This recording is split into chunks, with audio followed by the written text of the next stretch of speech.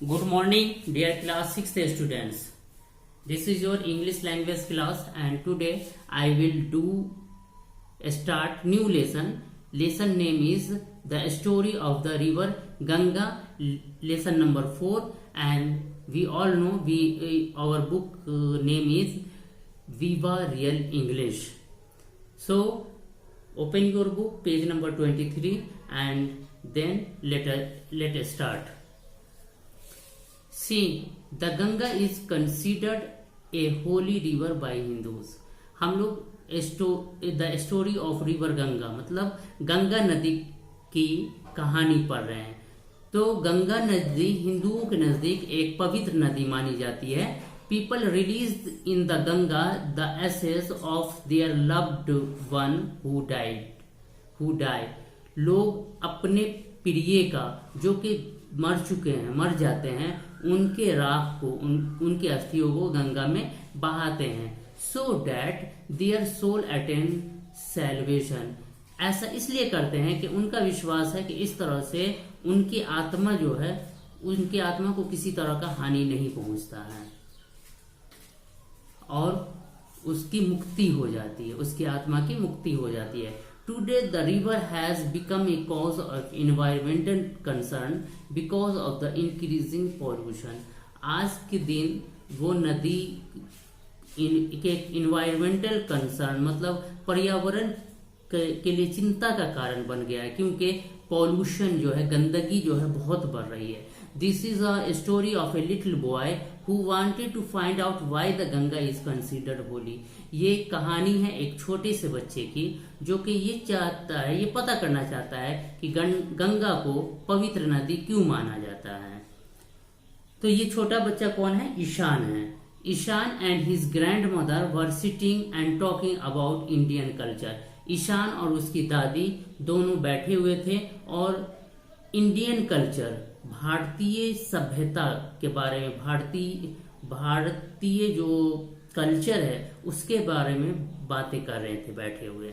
Ishan suddenly remembered seeing in a TV programme a lot of people praying near the ghat of the Ganga and releasing the ashes in the river. तो ईशान को अचानक याद आया जो उसने TV programme में देखा था कि बहुत सारे लोग गंगा के घाट पर बैठे हुए हैं और प्रार्थना कर रहे हैं और गंगा की नदी में राख बहा रहे हैं। He also recalled that the river was very dirty। और उसने ये भी एहसास किया था, उसने ये भी पता किया था कि वो पानी जो है, नदी का पानी बहुत गंदा है। He wanted to find out about it and asked his grandmother।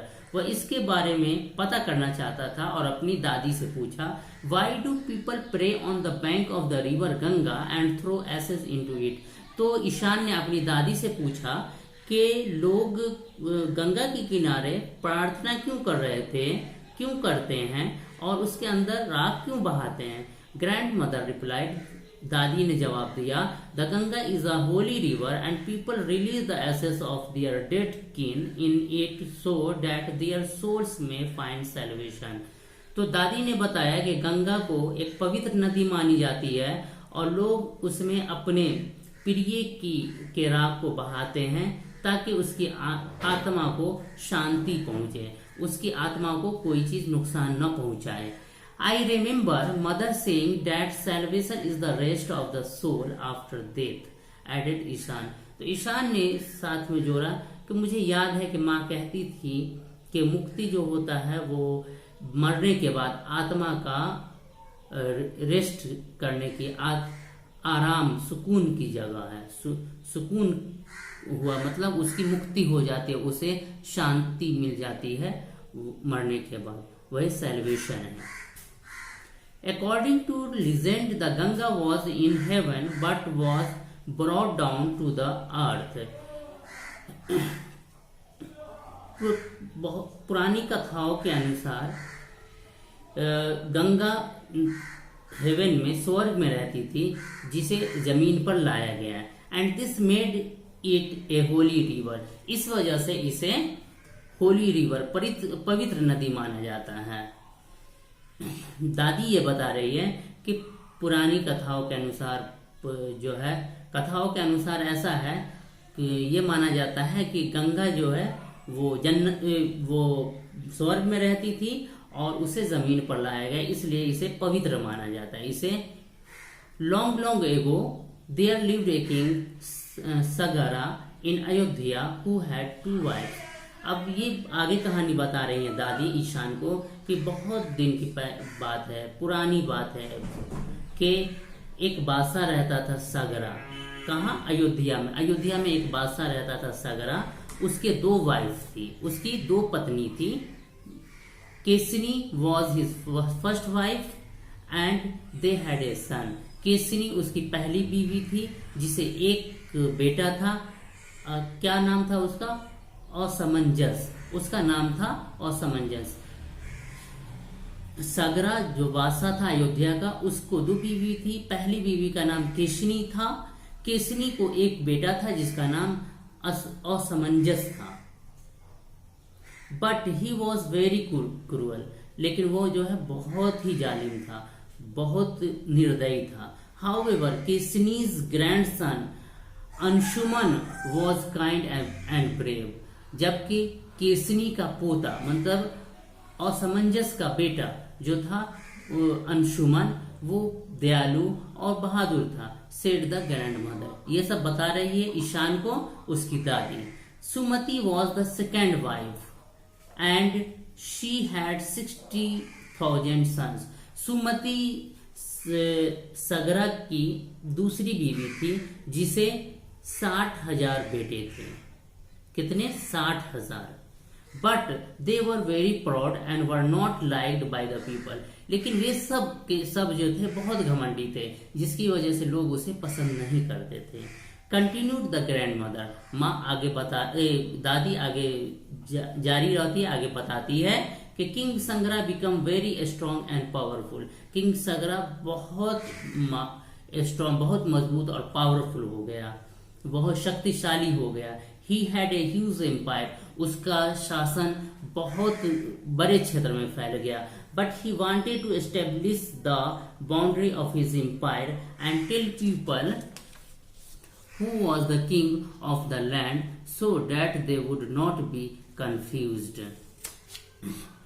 लेकिन कि वो जो था किंग सागरा, बादशाह सागरा, वो चाहता था कि उसकी जो सल्तनत है, उसका जो राज्य है, उसके चारों ओर बाउंड्री दें, दीवार दें और लोगों से कहें कि कौन इसका बादशाह है। ये सारी जमीन जो है उसका बादशाह कौन है, कौन था। या यूं कहे कि लोग वो बाउंड्री देना चाहता था ताकि लोग याद रखें कि इस लैंड का बादशाह कौन था और इसमें लोग कंफ्यूज ना करें, लोग भूल भुलैये में न फंसे। To do this king Sagara perform the ashwamedha yagya. इस चीज को करने के लिए वो किंग सगरा, बादशाह सगरा ने एक यज्ञ रखा, अश्वमेघ यज्ञ मतलब सैक्रिफाइस ऑफ हॉर्स, घोड़े का दान देने का यज्ञ रखा। He selected a good horse from his stable and let him stroll wherever he want to go. उसने क्या किया कि वो घोड़े को छोड़ दिया, वो एक अच्छा सा घोड़ा अपने अस्तबल से निकाला और उसे छोड़ दिया कि वो जहां तक चला जाए। Interested Ishan asked. अब ईशान ने कहा कि ये तो बहुत मजेदार है, आगे बताइए।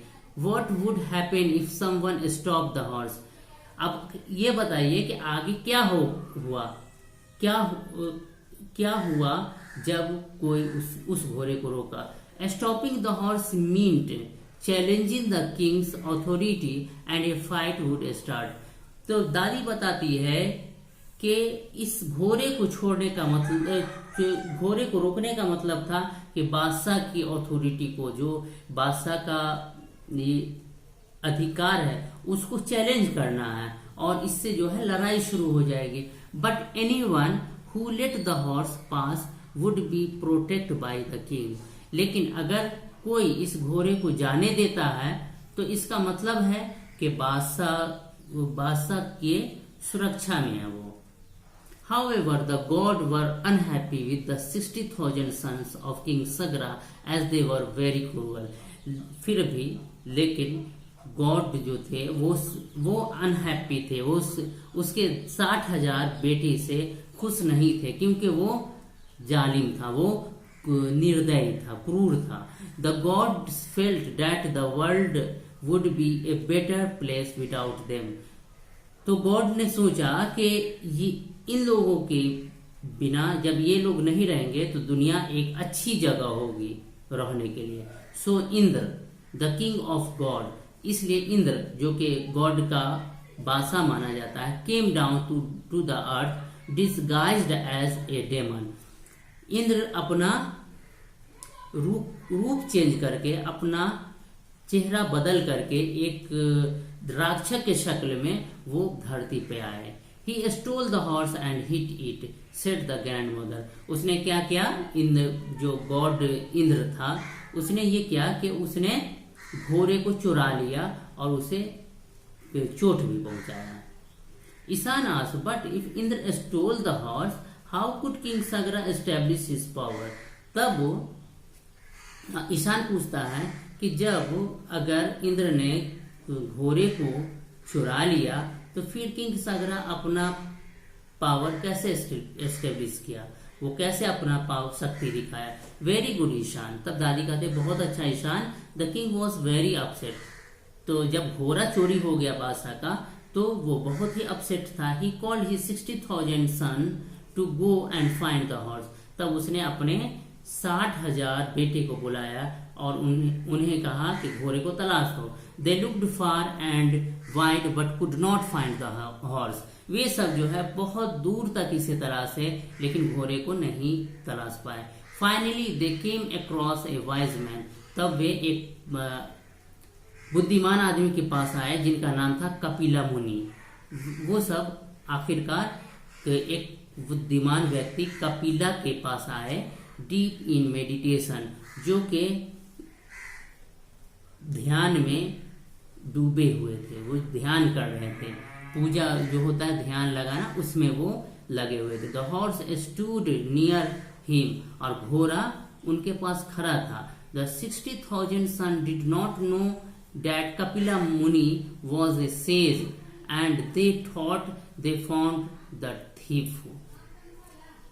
तो वो उसके जो सगरा के जो 60,000 लड़के थे वो देखा कि कपिला मुनि के पास घोड़ा खड़ा हुआ है, तो वो नहीं समझ सका कि ये कपिला मुनि एक साधु है. वो सोचा कि ये चोर है जिसने हमारे घोड़े को चुरा लिया है. The sons ran shouting toward the sage. तब लड़के सब जो थे वो साधु के पास चिल्लाते हुए गए. He was suddenly disturbed from his prayer. तो वो अचानक अपनी प्रेयर्स जो कर रहे थे उसमें उनको विघन हुआ, डिस्टर्ब हो गए. Kapila muni open his eyes and glared at them. Kapila muni ने अपनी आंखें खोली और उन लोगों को घूरा. All the 60,000 son turned into ashes. और ये जैसे ही मुनि ने उसे घूरा, सारे 60,000 जो लड़के थे, 60,000 बेटे जो थे सगरा के, वो सब राख बन गए. Continue the grand mother. अगर दादी जारी रहती है. तो आज हम लोग इतना ही पढ़ेंगे.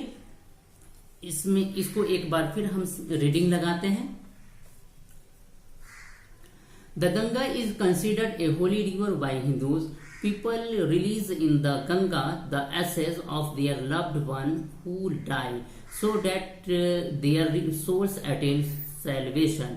Today the river has become a cause of environmental concern because of the increasing pollution. This is a story of a little boy who wanted to find out why the Ganga is considered holy.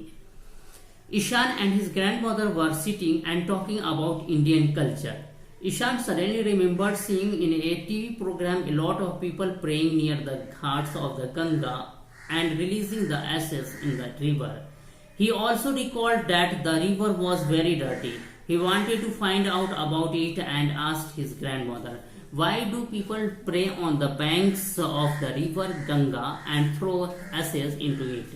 Grandmother replied, the Ganga is a holy river and people release the ashes of their dead kin in it so that their soul may find salvation. I remember mother saying that salvation is the rest of the soul after death, added Ishan. According to legends, the Ganga was in heaven but was brought down to the earth, and this made it a holy river. Long, long ago, there lived a king, Sagara, in Ayodhya, who had two wives. Kesini was his first wife, and they had a son, Asamanjas. But he was very cruel. However, Kesini's grandson Anshuman was kind and brave, said the grandmother. Sumati was the second wife, and she had 60,000 sons. But they were very proud and were not liked by the people. Continued the grandmother. King Sagara became very strong and powerful. He had a huge empire, but he wanted to establish the boundary of his empire and tell people who was the king of the land, so that they would not be confused. To this king, Sagara performed the Ashmegh Yagya, sacrifice of the horse. He selected a good horse from his stable and let him trot whenever he wanted to go. Interested, Ishan asked, what would happen if someone stopped the horse? Stopping the horse meant challenging the king's authority and a fight would start. But anyone who let the horse pass would be protected by the king. However, the gods were unhappy with the 60,000 sons of King Sagara However, the gods were unhappy with the 60,000 sons of King Sagara as they were very cruel. The god felt that the world would be a better place without them. So Indra, the king of gods, came down to the earth disguised as a demon. He stole the horse and hit it, said the grandmother. Ishan asked, but if Indra stole the horse, how could King Sagara establish his power? Very good, Ishan. The king was very upset. He called his 60,000 sons to go and find the horse. They looked far and wide but could not find the horse. Finally, they came across a wise man, Kapila Muni, deep in meditation. The horse stood near him. The 60,000 sons did not know that Kapila Muni was a sage, and they thought they found the thief. The sons ran shouting toward the sage. He was suddenly disturbed from his prayers. Kapila Muni opened his eyes and glared at them. All the 60,000 sons turned into ashes, continued the grandmother. तो next class में इससे आगे हम लोग reading लगाएंगे. आज के video में हम यहीं स्टॉप करते हैं. Thank you.